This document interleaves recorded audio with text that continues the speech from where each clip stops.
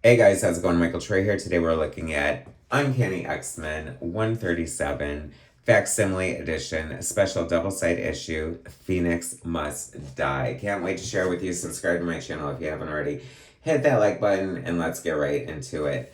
So they had been reprinting the Claremont Byrne run on, or Phoenix Saga. Um, I don't know how far they're gonna go. They already did like the Days of Future Past, so I feel like they need to do 138. I feel like they never facsimile 138, which is kind of like the X-Men Grand Design issue. So I'm hoping that they do that, and then they can. No, but they need to do the Alpha Flight issues too. But it's so funny. I feel like I probably reviewed this in some way, shape, or form several times. Like Phoenix the Untold Story, whether it was an omnibus or a collection or whatever. But here we go again. One of the greatest issues of X-Men ever. John Byrne said that this, of all his art jobs ever, this just came together perfectly for him.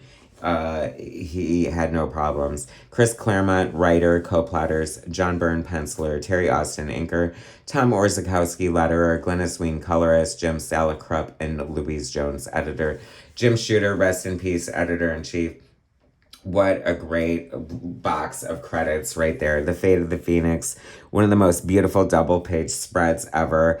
I think it sells for bazillion dollars. Love the facsimiles. They're direct reprints of the floppy issues, but of course with a jacked up price tag and better paper quality. Marvel calls them facsimiles, DC calls them artifacts. Marvel's been using the smooth, shiny paper, DC's been using newsprint, and people have been decrying the shiny paper.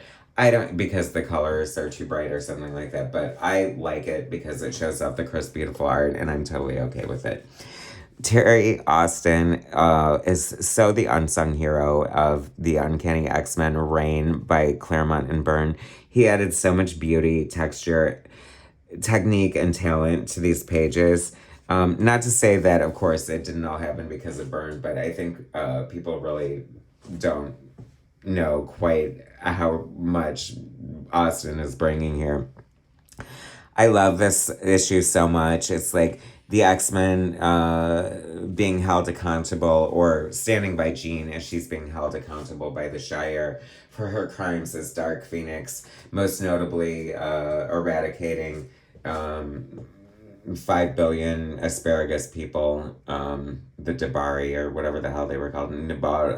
These weird alien. Why do alien names have to have apostrophes in them? Who started that shit? What does it mean and why? Does anyone have any intel on that? I'd love that comment. I always thought this was so like sexy in a way. This silhouetted hirsute Wolverine coming out of the steamy shower. I mean, let's face it, John Byrne was drawing some sexy men back in the 70s and 80s. And sexy women, of course, too. There's just like, this is like just such a great story. Like the moments of the team alone, and Colossus in his tidy whities. I love that Jean wore her like Marvel Girl costume. It would have been kind of cool if they wore their original X-Men costumes. Would it or would it not? I don't know. So many great things going on here. The Beyonder world. Are they on the moon? I guess they're on the moon. This is so cool. This is reminding me, you guys, this Thursday, oh my gosh, there's like a video coming soon because there's some major announcement happening with John Byrne's X-Men Elseworld fan fiction, which right before the couple years before he retired, he spent his final drawing days crafting this amazing X-Men stories. What would have happened if he stayed on the book without Chris Claremont? And it is so good art-wise. The story's kind of crazy and all over the place, but I think they're going to make an announcement at a Comic-Con about how it's going to happen or see the light of day. And I'm hoping, I don't know, like whatever it's going to be, like amazing, bring it on. So I digress. The X-Men are fighting for Jean.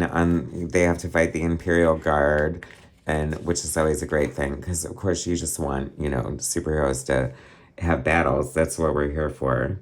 This always was a fun thing for me. The smaller person coming out of the armor of this robot. Very John Byrne. I love it. this battle between this chick with the skullet and the hooves. Like, what a creepy aesthetic she has. Just so many great things going on. Storm using her power, and I love when the colorist comes in and flexes her strength.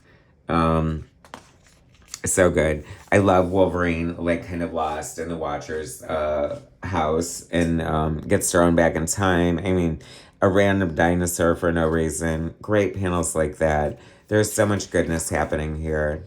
Love the old ads, the Marvel tumblers, a Freezy Pop raft. I mean, come on, that's kind of genius. And only $6 value for only $2.99 plus 50 cents postage. Boy, kids had it made back then, didn't they? Love this Storm turning into a scroll, or actually a scroll reforming from being Storm or whatever. I love how he just kind of throws her. It's so funny because you know it's a stroll, but it's kind of like alarming to see Wolverine throw Storm like that. So many great sequences. This is like such a classic issue. I always love the color hold used on that. The art is just giving forever. With Gladiator here, we get John Byrne's chance to draw Superman before regularly drawing Superman. So cool. I love Phoenix just using her power. I always call her Phoenix. I don't know why. She's just Phoenix to me. That's how I feel like I know her best and love her best. This is such a great, beautiful shot of Lilandra. I said it was so interesting, the relationship with Lilandra and Xavier, and how they always described her as kind of bird-like. So I was like, oh, Xavier's getting a little freaky with a bird. This is a great panel here. Nobody draws like space scenes better than Claremont and Austin, and they knew that from their days on Star-Lord. I mean, and of course, this has the classic ending where Jean does not survive. I always thought that was crazy here too, once Colossus punched her. I mean, come on, if he really punched her, her head would have come clean off.